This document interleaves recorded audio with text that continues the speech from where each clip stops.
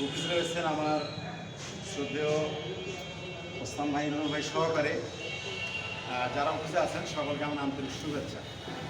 আশা করি আমরা সবাই কম বেশি সবাইকে কিন্তু চিনি, আমাকেও দু একজন খেলু হিসাবে চিনেন, আমিও আপনাদের খেল চিনি। তো মূল ঘটনাটা হচ্ছে যে এই একটা সংগঠন আমি মনে হয় 2017 সালে গঠন করছিলাম এবং এই মার্কেটে সেটা করছিলাম। ঠিক আছে, এনাউল ভাই ছিল, অলিয়ার ভাই ছিল, আপনি ছিলেন, আমার ওসমান ভাই ছিল এবং প্রাণের অনেকগুলা এসব ছিল, আমাদের যারা ইউনিভারে ছিল উত্তরা মিলে তারা অনেকেই ছিল আর কি।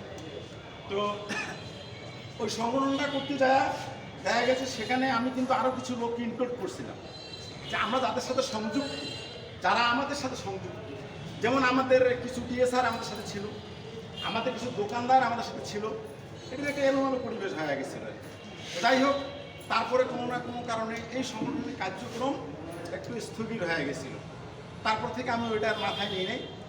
আর আমি কিন্তু ভাই সংগঠন মনালো, আমি সংগঠন করি ছোট থেকে। আমি ছাত্র জীবন থেকে ছাত্র করছি, তারপর ছাত্র সেরা যেটা করে সেরা করছি, তারপরে আমি যখন কাম করি খাই, কাম করা মানুষদেরকে নিয়ে আমি আমার নেতৃত্ব দিয়ে আসছি।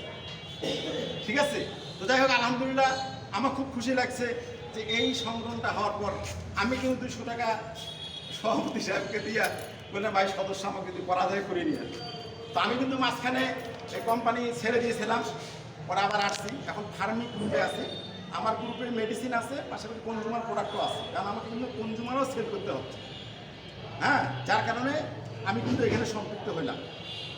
তো এখন কথা হচ্ছে যে ভাই, বাংলাদেশের আমার জানা মতে, আমার অভিজ্ঞতা থেকে বলছি যে বাংলাদেশের সবচাইতে নির্যাতিত, নিষ্পেষিত এবং আপনার অবাঞ্ছিত যে লোকগুলা, যে মানুষগুলা, তারাই হতেছে বিক্রয় প্রতিনিধি। যে এই লোকগুলার মনে হয় যে মান সম্মান, বাড়ি ঘর, আত্মীয় স্বজন, শুভাকাঙ্ক্ষী কামও নাই, এমন একটা অবস্থা মার্কেটে গেলে। আমাদেরকে মার্কেটে মানে দোকানদার কিছুই মনে করে না। অনেক সময় কিছু কিছু দোকানদার আছে এমন ব্যবহার, কোনো কিছুই মনে করে না। আমি দেখছি যে একটা দোকানদার আমাদের কোনো আগে স্যার ভাইকে এই রমজান মাসে একটা গন্ডগোল, আমাদের বাজারের এক দোকান